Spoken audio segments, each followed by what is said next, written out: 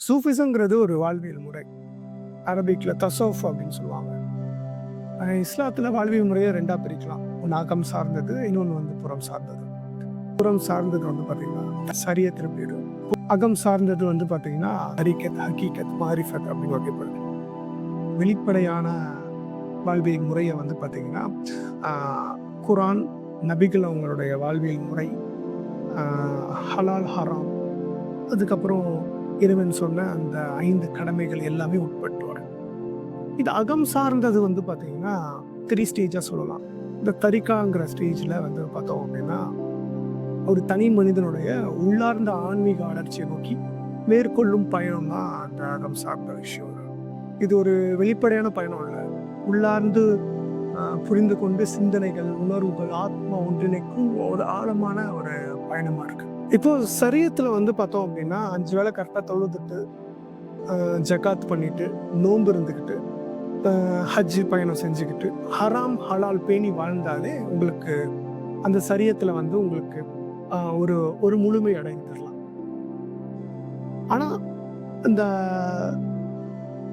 அகம் சார்ந்த விஷயத்துல சில குணநலங்களை நம்ம வளர்த்துக்கிட்டா தனக்குள்ள இருக்கிற அந்த சோல் பியூர், இந்த சோலை வந்து கரைப்பட்ட சோலை வந்து பியூரிஃபை பண்ணி தனக்குள்ள இருக்கிற இறைவனை அதுக்கு சில குணநலங்களை வளர்த்துக்கணும். முதல்ல வாழ்க்கையை மனப்பூர்வம் மாற்றணும். இந்த ஆசை, கோபம், காமம், எரிச்சல், பொறாமை, அந்த கெட்ட குணங்களை மனதில் இருந்து எடுத்துட்டு கருணை, அன்பு, பாசம் போன்ற நல்ல குணங்களை வளர்த்தணும். 2வது வந்து பார்த்தோம் அப்படின்னா மௌனம் மற்றும் தியானம்.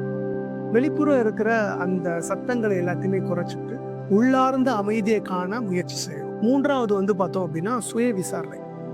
நான் யார், என்னை இயக்கும் சிந்தனைகள் எது, என் உணர்வுகள் என்ன என தேடலை தொடங்க வேண்டும். 4வது வந்து பார்த்தோம் ஆன்மீக வழிகாட்டி.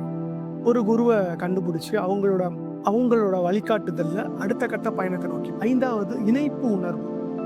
நான் என்ற தனிப்பட்ட உணர்வை தாண்டி இறையை உணர்த்தல்.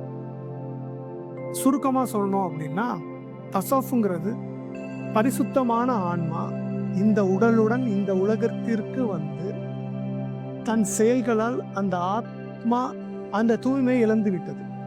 இழந்த அந்த தூய்மையை பரிசுத்தமாக மீண்டும் ஆக்குவதற்கான வாழ்வியல் முறைதான் தசவுஃப் சூஃபிசம்ங்கிறது.